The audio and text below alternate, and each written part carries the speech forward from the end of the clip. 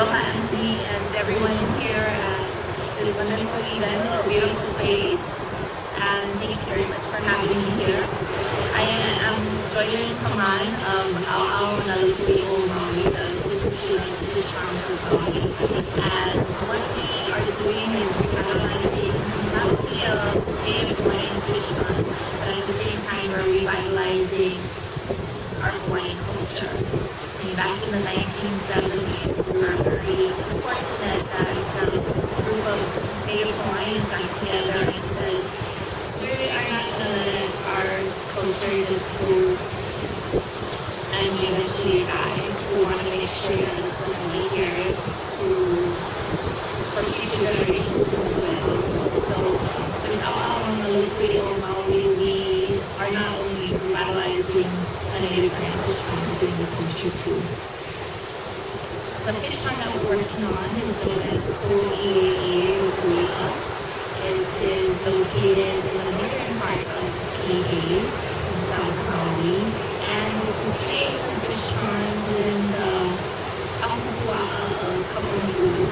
This is one of the smaller, skinniest Ahupua'a that you can find along the southern slope of Kalakaua, and it starts up about 9,000 feet at a place called Kalakaua, and then it goes all the way down towards the Lake area of PA, which is known as Auckland PA.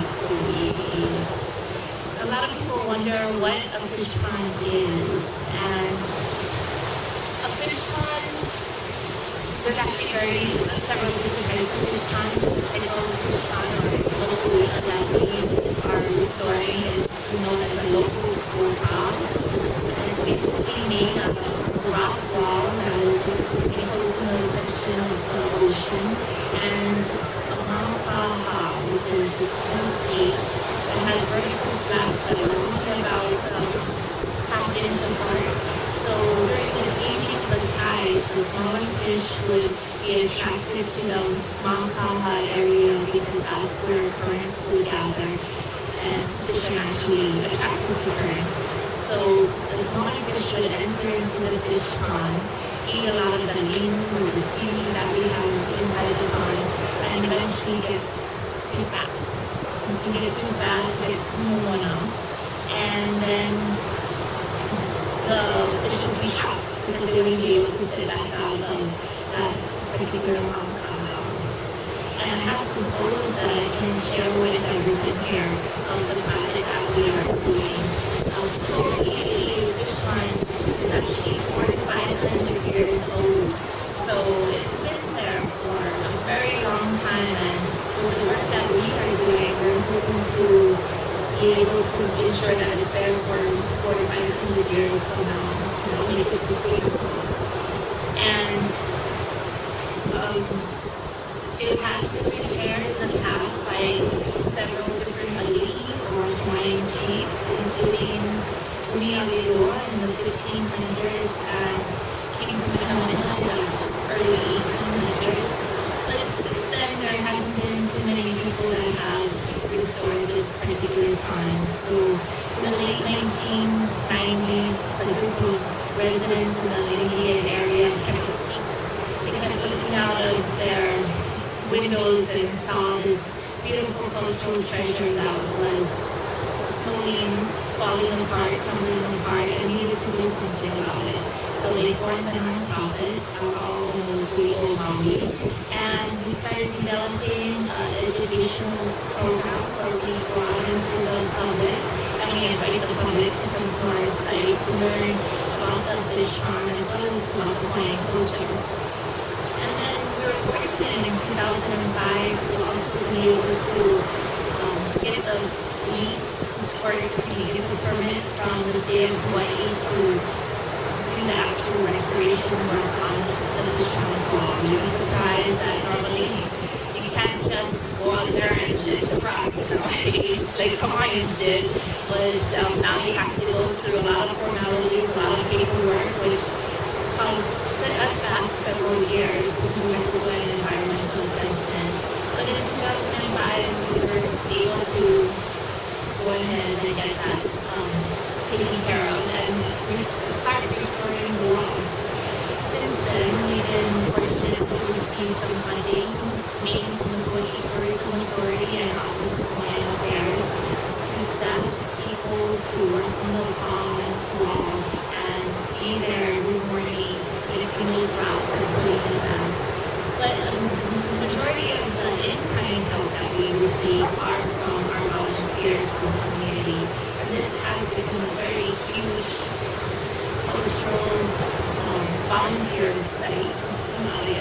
say. People from all walks of life come to help restore the wall. We have many schools and community organizations that come to help repair it. Last year alone, we had close to 2,000 volunteers work on the wall or take place in our education program. So we're very fortunate to be able to share our knowledge and know with everyone for the wall. So some of the photos that I have here to show you is the progress and work that's been done on the wall. This first photo is what we were able to accomplish after just about 10 months of working on the wall. This is the northern section where you can definitely see how the Kuapa or the rock wall has been restacked. And here's a kind of a before and after picture of the southern portion of our wall.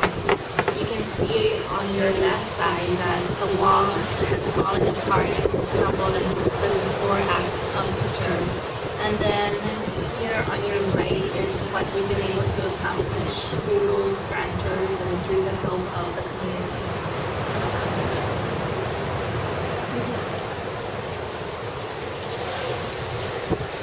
However, even though we're out there diligently putting these rocks together, stacking them together, we do have problems with the rock wall falling apart. And if you're familiar with the fish ponds, it's not something that you just put up one day and it'll stay there. Definitely not.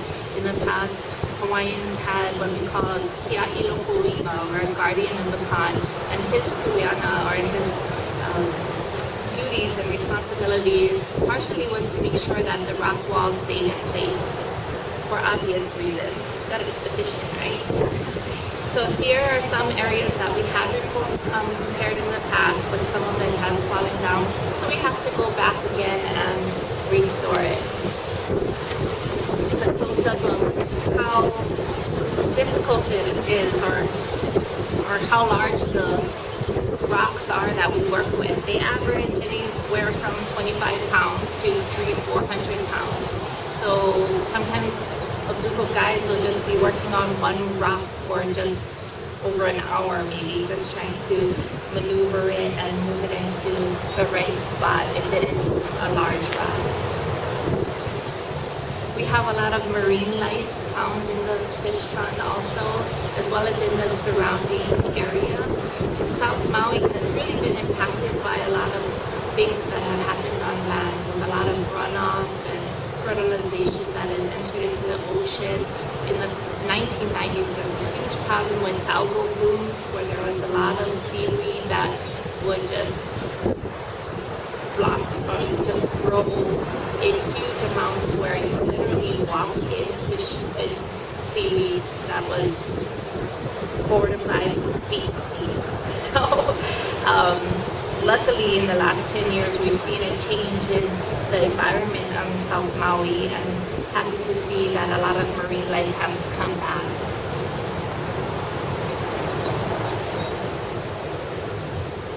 Here's some of the people that are responsible for rebuilding the wall. This is Bennett Chun. He's in charge of our restoration program, and he and other people help work with volunteers when they come. These are people back in 2005, the very first day of restoring the wall, where Ke'eo Kapu and his gang from Nakua Kauika Mehe had come to help restore the wall.